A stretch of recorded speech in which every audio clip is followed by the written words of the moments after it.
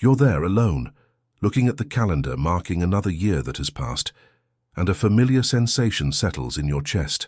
It's that weight you know well, that feeling that time has passed, but you remain in the same place, watching other people's lives through the lit windows of surrounding buildings, while your own window remains dark. You wonder where the people who really know you are, where the places are where you can simply be yourself, without masks, without performances, without the constant exhaustion of trying to fit into spaces that seem to have been made for everyone except you. This feeling isn't your failure, it's not laziness, it's not being dramatic. It's the profoundly human experience of living in a world that promises us connection but delivers isolation, that sells us the idea of community but leaves us floating in a loneliness that hurts throughout your entire body. Albert Camus, the Algerian philosopher who dedicated his life to understanding the human condition, knew exactly what we're talking about.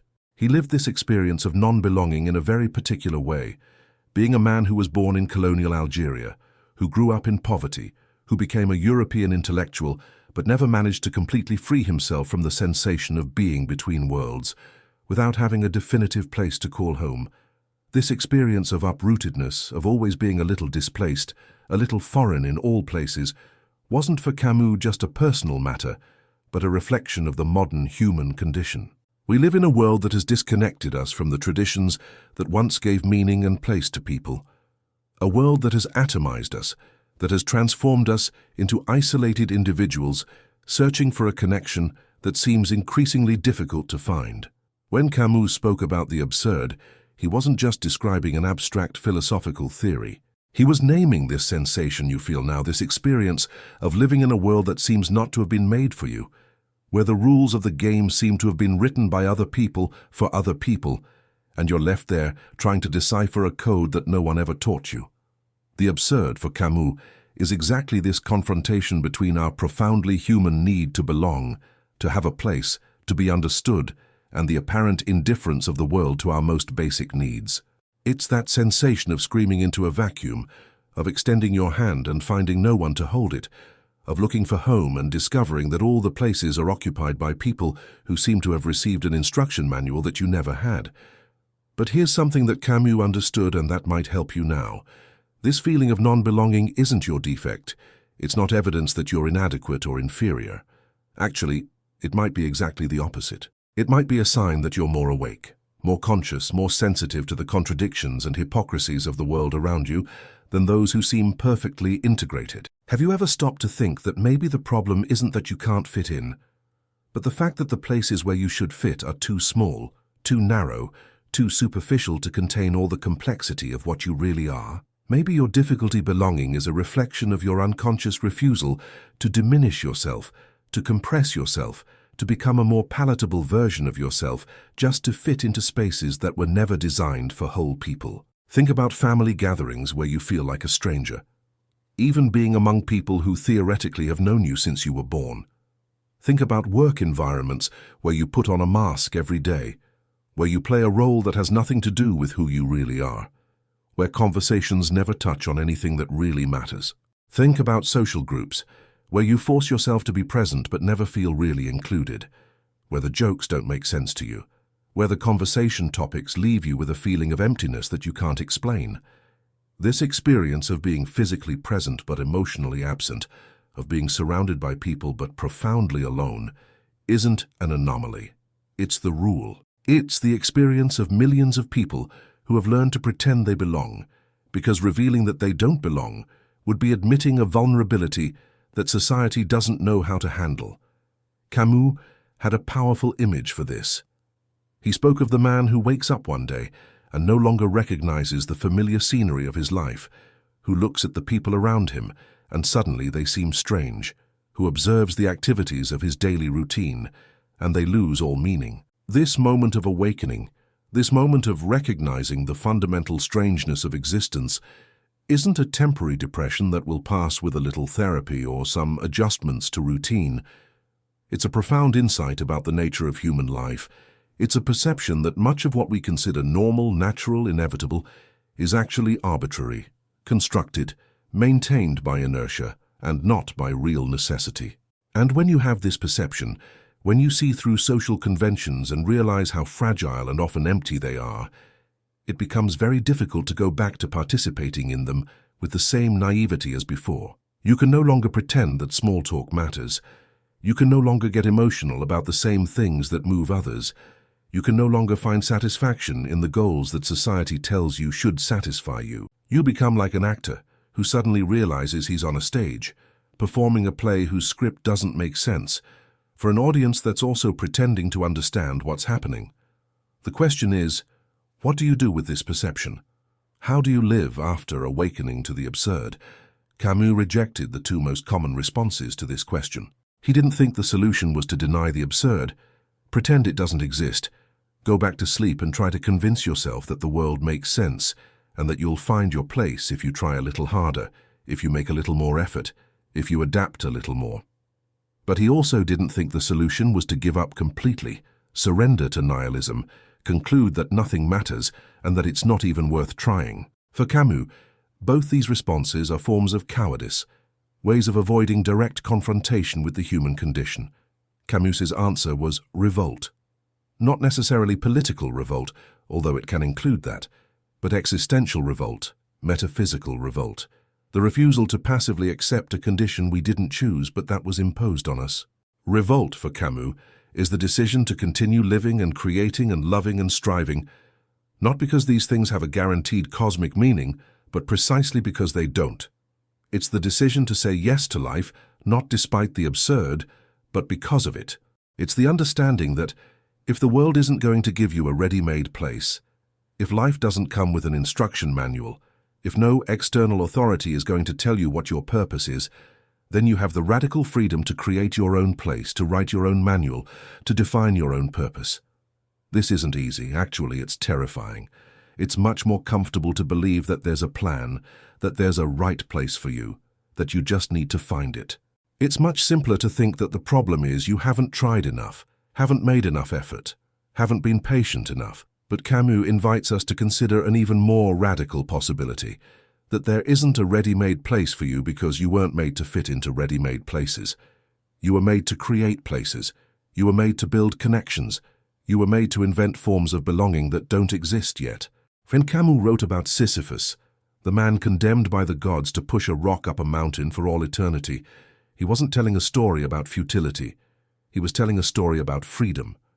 Sisyphus is free because he has no hope.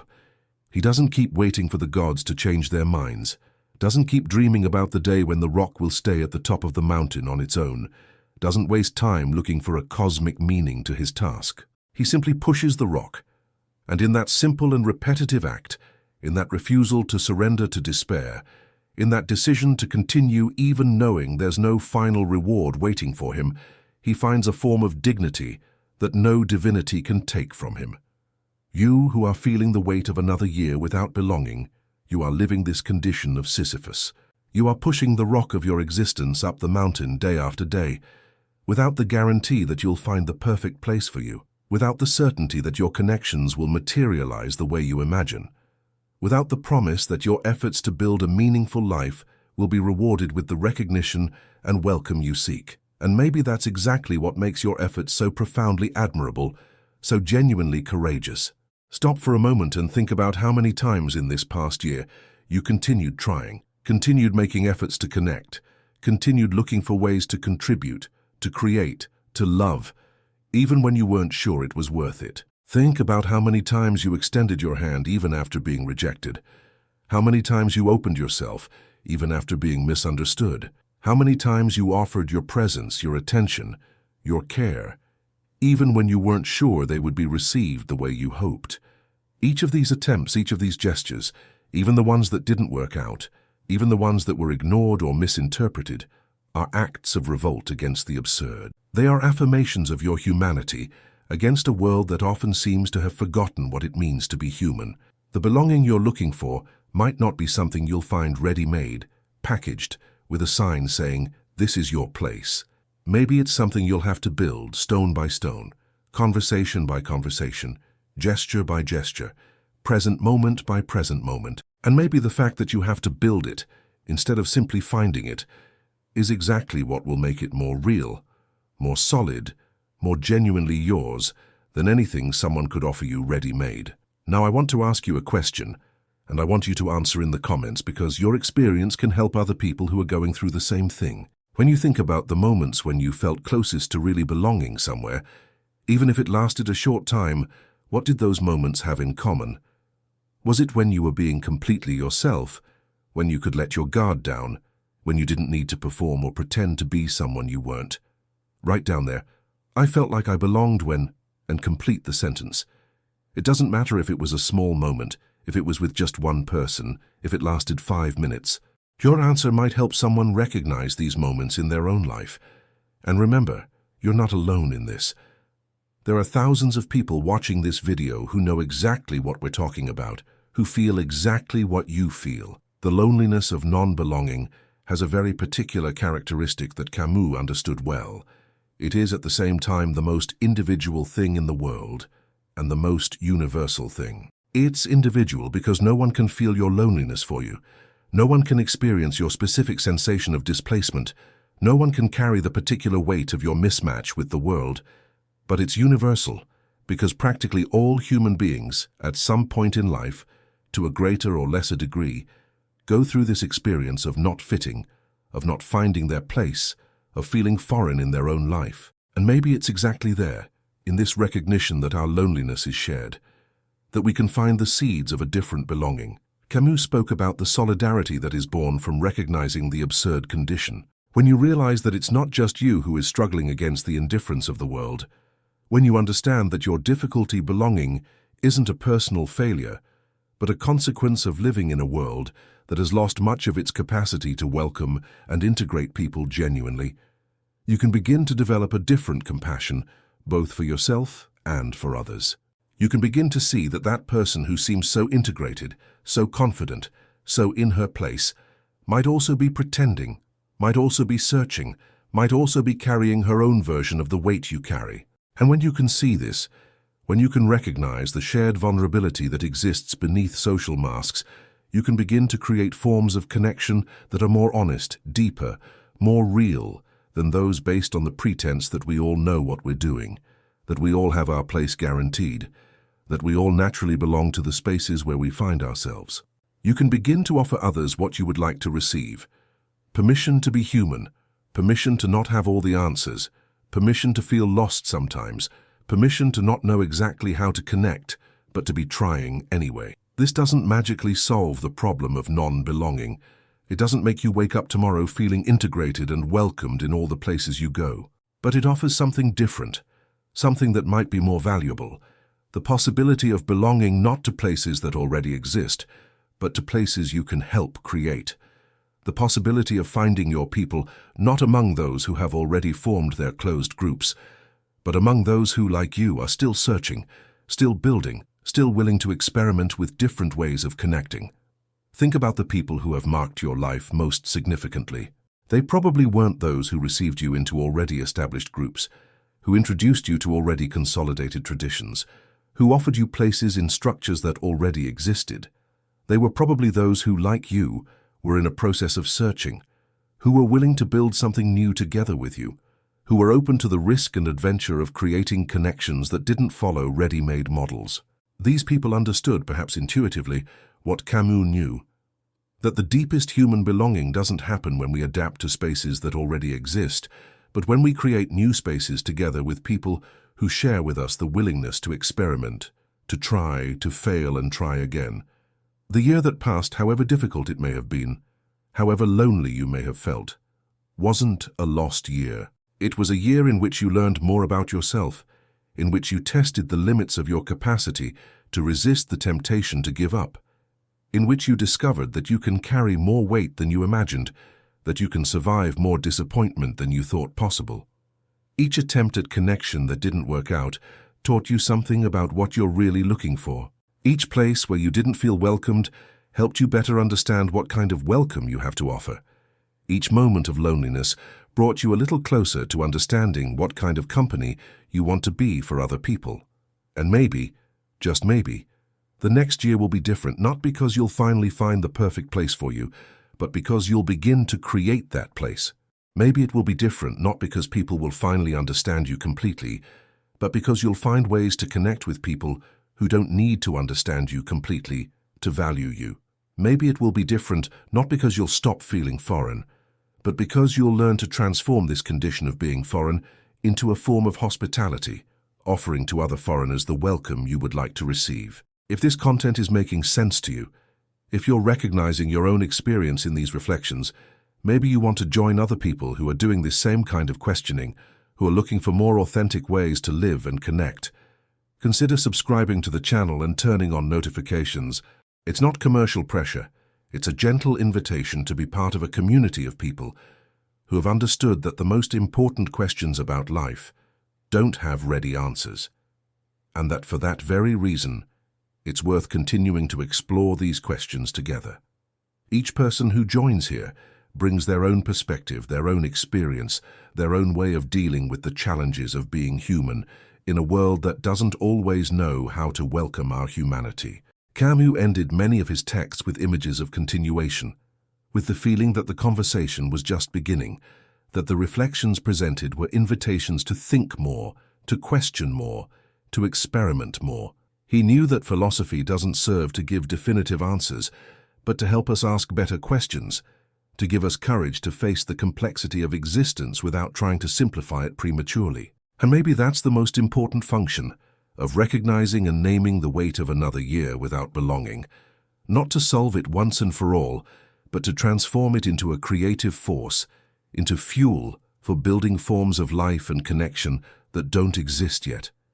When you leave here, when you return to your routine, to your spaces, to your daily attempts to connect and belong, you'll carry with you not just the familiar weight of loneliness, but also a new understanding about that weight.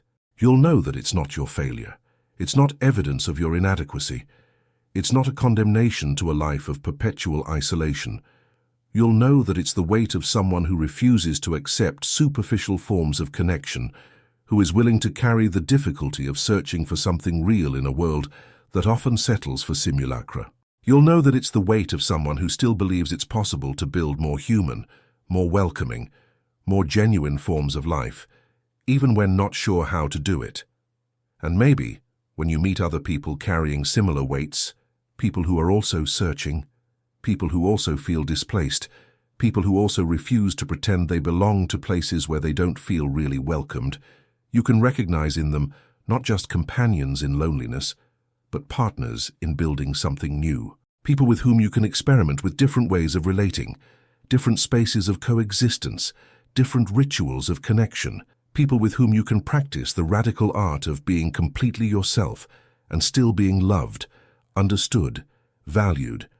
The year that is ending may have taught you that the belonging you seek isn't something you'll find, but something you'll create. And the year that is beginning can be the year when you start to understand that this isn't a limitation, but a freedom. The freedom of not needing to adapt to spaces that are too small for you. The freedom of not needing to diminish who you are to fit into groups that weren't made for people like you. The freedom to begin building, together with other people who are also searching, forms of life that are big enough to contain all the complexity, all the contradiction, all the difficult beauty of being human in an absurd world.